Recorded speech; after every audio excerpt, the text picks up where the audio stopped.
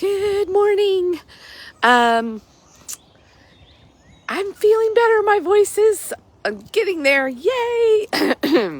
So hopefully I won't have too many coughing fits. I appreciate y'all, anybody who is tuning in. Appreciate you putting up with that. And anyway, and all the well wishes for me getting better. I received them, and it's helping. So getting encouragement is always so good. Giving and getting it. And we got the train blowing this morning. I don't know if you guys can hear that. I live right by a railroad track too. That's what our little town is very famous for. Anyway, Song of Solomon. I should know the name of the book. I was just reading. And it's a very famous book of the Bible, all about intimacy, and maybe even tomorrow we'll get more into that. But today, a couple of the verses that really caught my attention were, he was describing, like, just with one glance of your eyes, you've got me. And I'm like, ooh, don't we get each other that way? Non-verbal communication. And that's what the importance of what we're going to talk about today, because boy, before I learned to, or I haven't learned, I am in the process of learning to actually use words, that the words come out of my mouth align with what's internal. I was the master of nonverbal communication. And we do need to be masters of it, because it matters. Like, we talk to each other in more ways than just words, right? For good or for better. And we're pack animals. We're made for connection, but at the same time, we have these individual bodies that are in brains that are wired for survival. This is really an interesting dynamic and a tension that we're always living in. It's like, I've got to protect myself, but part of protecting myself is being a part of this pack. And I've identified myself with this pack. And now maybe something is happening inside the pack and you're getting some messages, maybe even non-verbally, like, hey, you better get back in line here. And we're reading, so we're not always just listening to each other. We're watching, we're catching up on the nuances, and staying in tune with what's really going on, with so much more than our intellectual thoughts and words. And a lot of times that stuff does not line up. And we know it, and then we're trying to figure out, okay, what's happening here, people? And this isn't just between couples. This is between parents and kids and other kids on the playground. It's the game, literally the game we play of life. Trying to kind of figure each other out and how we fit in, how we can fit in. Do I belong here? Should I go somewhere else? What'll happen if I do? Well, this is how we kind of keep each other in line. A lot of times, it's not always with words. It's with our glances, I think I was really good at what, I have to say this without cursing, resting brat face.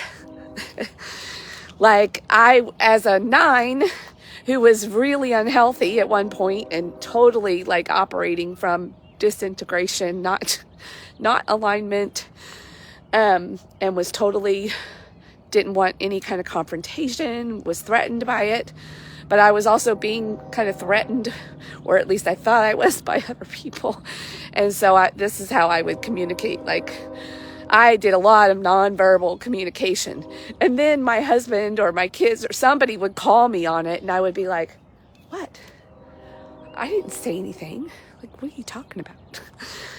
I would rest. I would drive that sword in the ground, like, but I didn't say anything. You can't accuse me of, that, because I didn't actually say anything.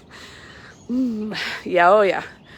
We've had a lot of roundabouts in our house about nonverbal communication. And I was a master at it. And I was a master at deflecting and denying it too. Oh, gosh. This is hard. This is like vulnerable stuff to admit, y'all. But I know you're in the same boat with me because you're human. And if you're not that person, then you're the other person that is able to speak truth more comfortably, and you're dealing with somebody who can't. And they're like, they really want to, because obviously it's coming through, but they are afraid. They're afraid. This is a fear tactic and a defense tactic. It's like, if I admit this to you, something bad is going to happen. So, but also known as passive aggressiveness, we can communicate this way. Okay, so I've talked about maybe some of the negative aspects of nonverbal communication. And did you all know part of why we can do this with people? I'm sure it's part of a survival thing that God has wired us for, but you know how I've talked about, like, we do have this thing called a brain that's in our skull, but it's connected to our nervous system, our gut. Like, we've got a whole mind that's happening that is not just in here. It's a whole communication system. And in the West, we like to chop people up into body parts and kind of isolate them. And so we've kind of lost touch, literally, with that a lot in the West, I think, or at least as I can see it, because I grew up here. But, and your heart actually has a 3-foot electromagnetic field. And now in the world of Zoom, though, we're not like in person with people, so we're really having to literally tune in. A lot of us like to turn our screens off so you can't see, me maybe make a face or like, what, or not paying attention, or like because we know other people. We like to people watch. This is part of why we like to people watch. We like to what's happening in your world. And there's a lot that we can tell just by looking and observing body language, nonverbal communication, and cues. And this is important. This is important stuff.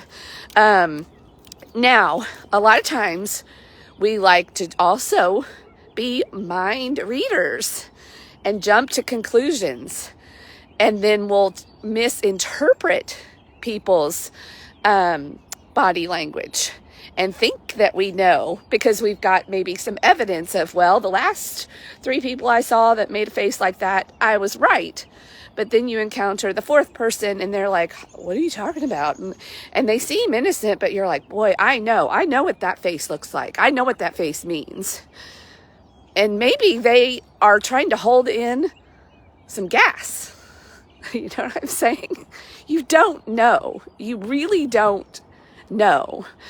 But a lot of people walk around thinking they know. This was totally the dynamic in our house.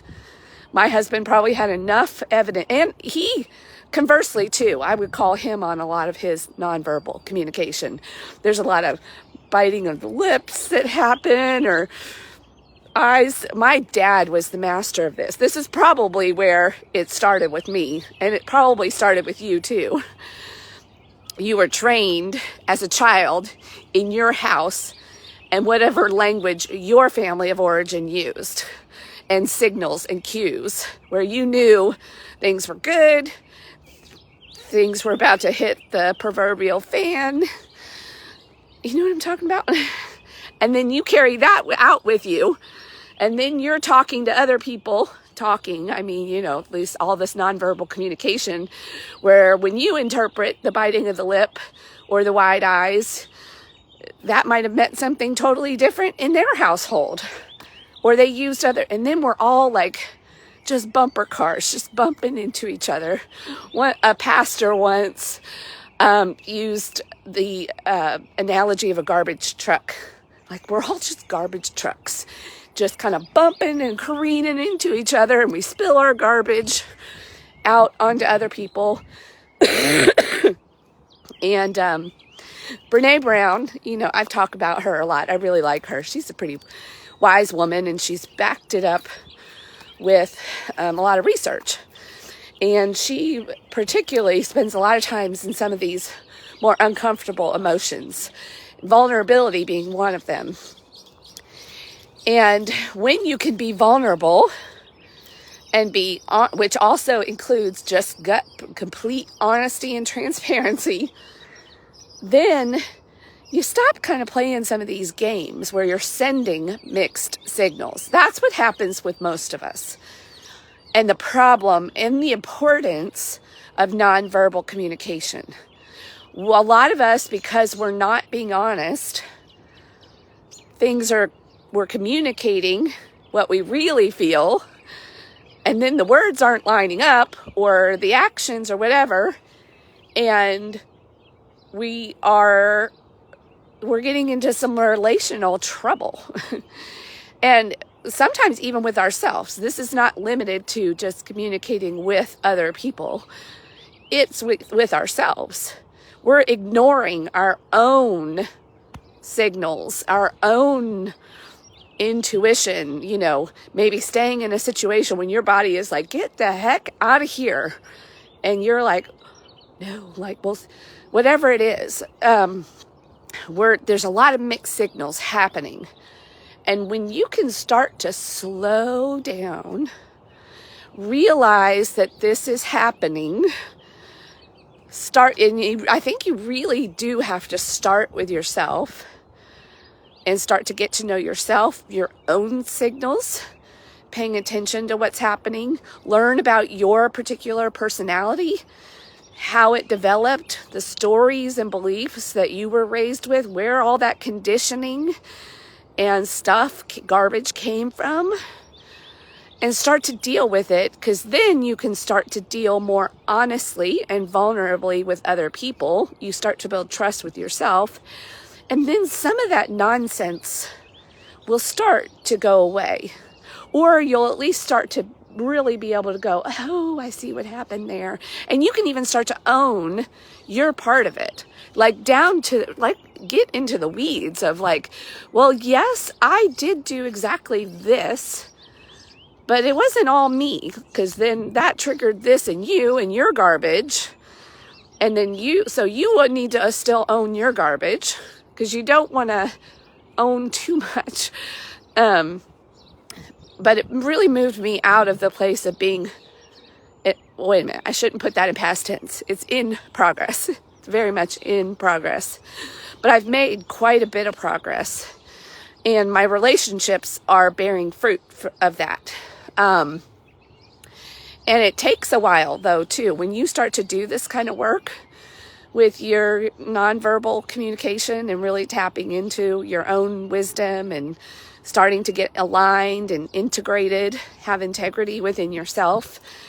And then it starts to change how you deal with other people. All those people that are used to you dealing this way with them are kind of like, wait a minute, what's happening? You're stepping on my toes now, or this interaction isn't the way it usually is. And then, it might get messy for a while, or you might find that some relationships or seasons in your life, employment, whatever it is, maybe it's just not a good fit, and you've been just, trying to make it work, but it's still coming out. So it starts with the self, I believe. This is my humble opinion, because really that's the only thing that we can control.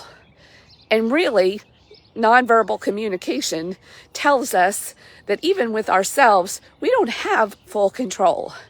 We've got to, there's an autonomic nervous system. There's an autopilot that does come in and take control. And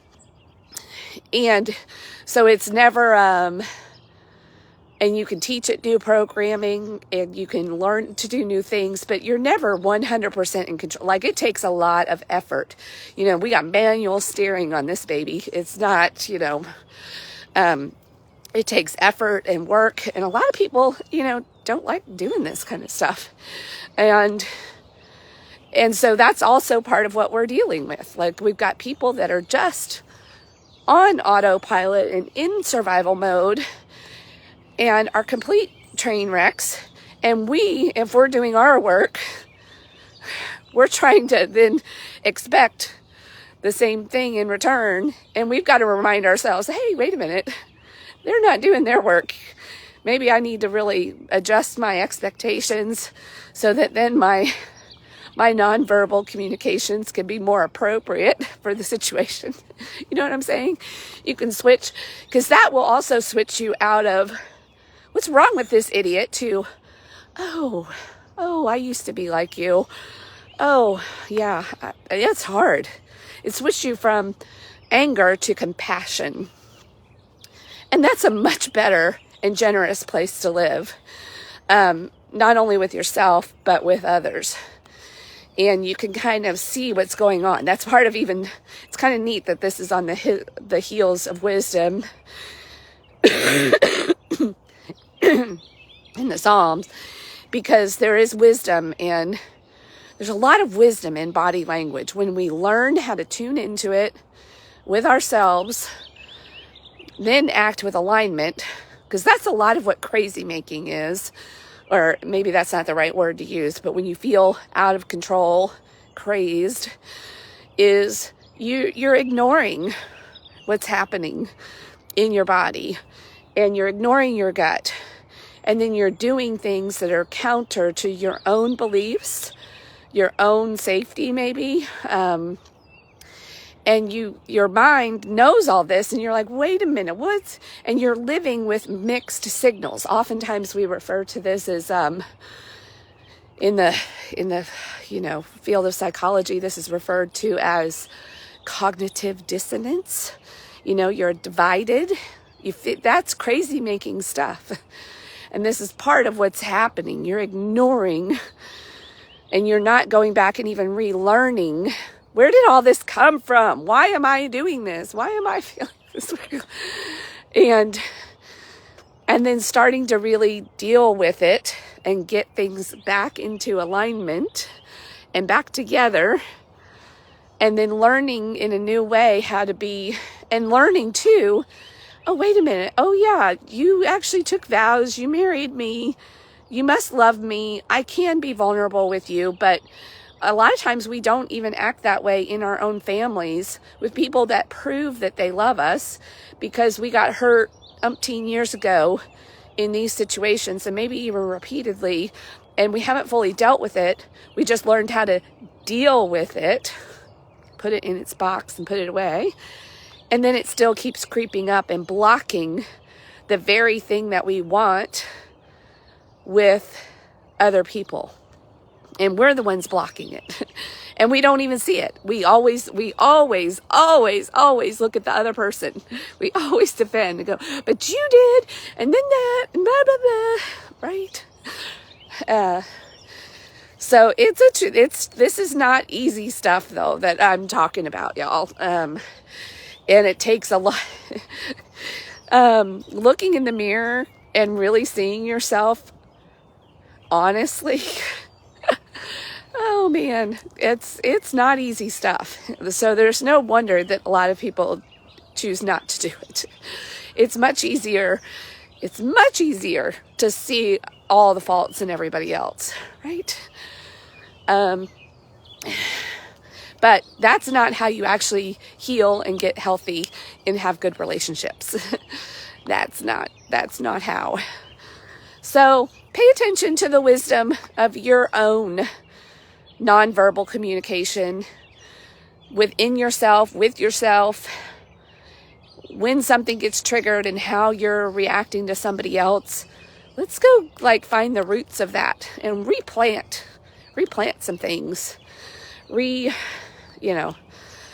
some things so that we can be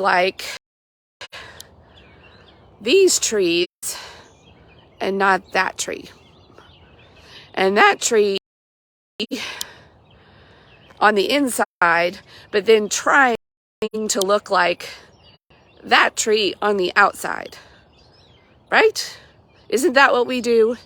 We feel like this on the inside, and we try to make ourselves look like that on the outside. Right? That's like kind of nonverbal communication. And also not being able to see yourself in the mirror. You're looking and you're going, it's fine. You're the problem. You're the problem. No. You look in the mirror and say, you're the problem. Because you're the only one you can fix and do anything about. Trust me on this. And test me on it too. You start to work on yourself and getting your side of the street cleaned up and getting garbage back into your garbage truck and securing that stuff down. I keep wanting to cuss today. It's like, secure that stuff and stop spilling it on other people and get more aligned. And see, it takes a while. You got to have patience because it takes a while for people to even trust changes in other people. That's why there's no shortcuts to any of this. And I really hate that the word hack gets used everywhere. Like we're going to hack our way. Like there's just shortcuts to everything. And boy, are we suckers for that. Oh, sure. I want to hack. I don't want to work. Give me a shortcut. For a lot of this, like true lasting change, to change from the inside out takes time.